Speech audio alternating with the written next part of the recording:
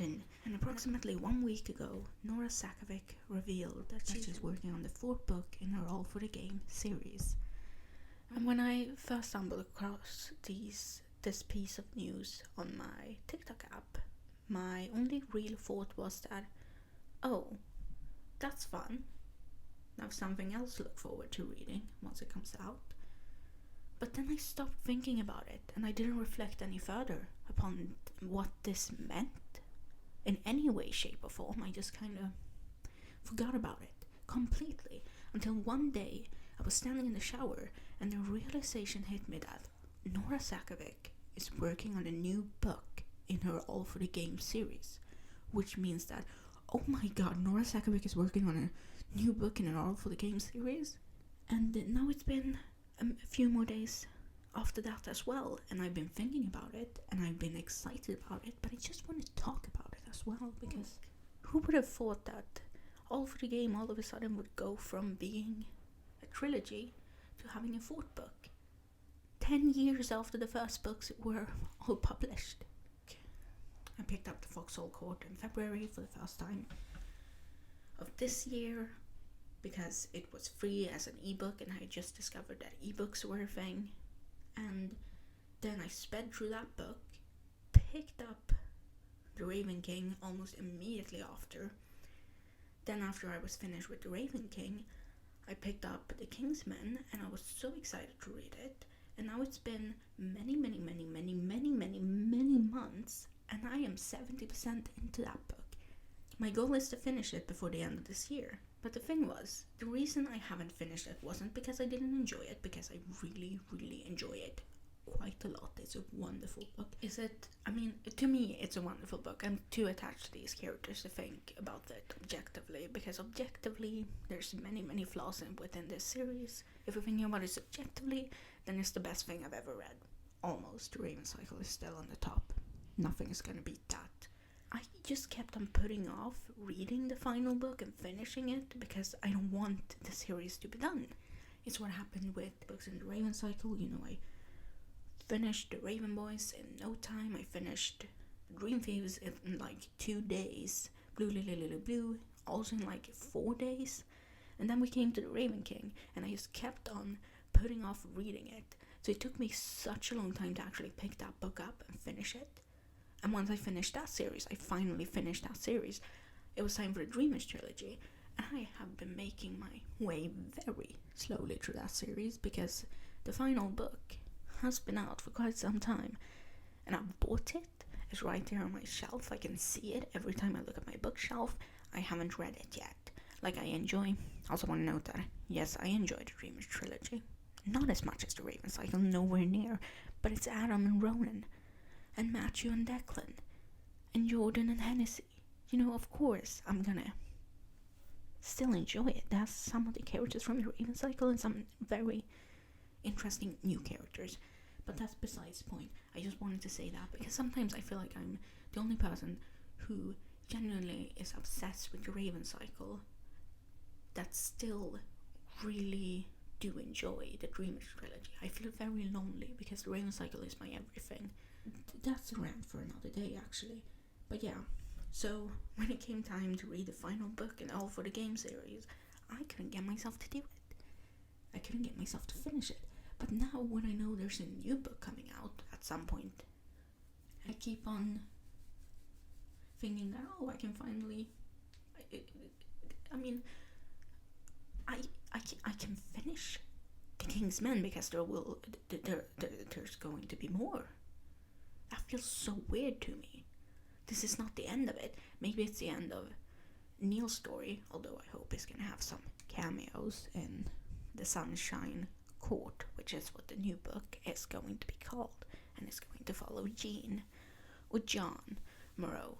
Not quite sure how you pronounce that name. And I'm excited. God, I'm excited. I'm gonna finish. Oh my god, I'm actually going to finish The King's Men this year.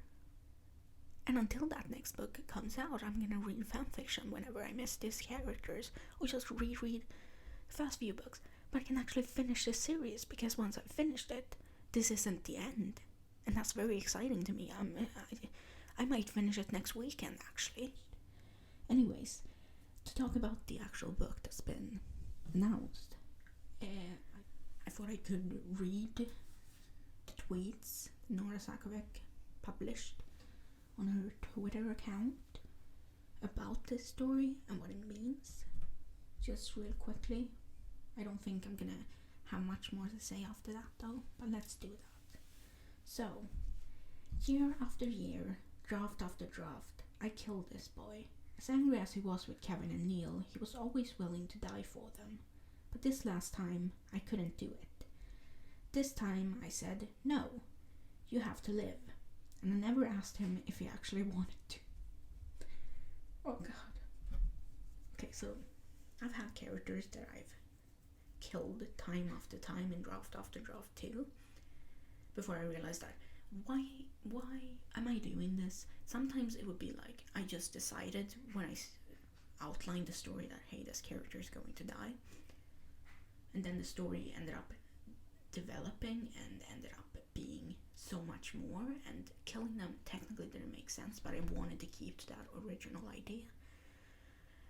And at certain points I had to reflect and be like, okay, so the only reason I want to kill this character is because I want to shock the audience, and that's not a good enough reason to kill off a character. It has to serve some sort of purpose to the story. You can't just kill him off to kill him off, you know?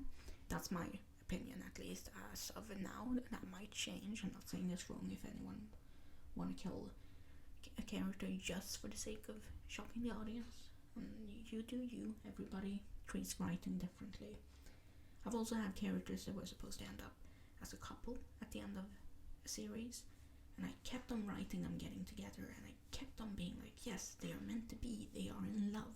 But the more I developed the characters, the more I realized that, hey, these two characters do not fit together. The only reason I'm putting them together is because I decided at the age of 15 that, oh my god, this is a romance story. It's no longer a romance. They don't have to end up together. It makes no sense for these two characters to end up together. They're best friends and that's it, you know. There's nothing romantic about the way they've interacted with each other. So I understand this whole thing she had about being like, yes, I kept on killing him and killing him.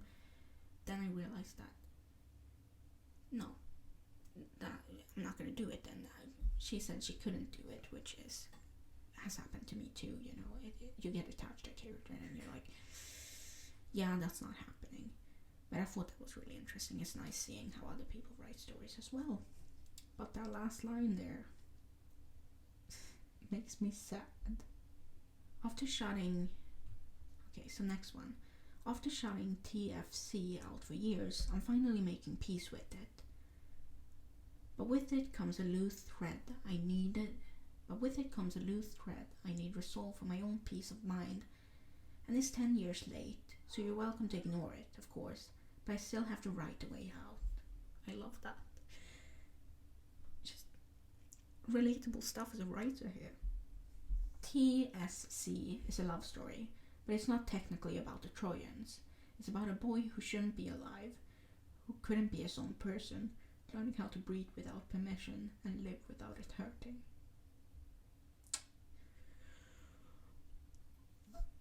I don't know what to say about that other than that makes me bloody sad. And honestly, in this day and age, don't we all deserve that? I'm loving the fandom's reaction to finally getting a fourth book. I don't think anyone was really expecting that.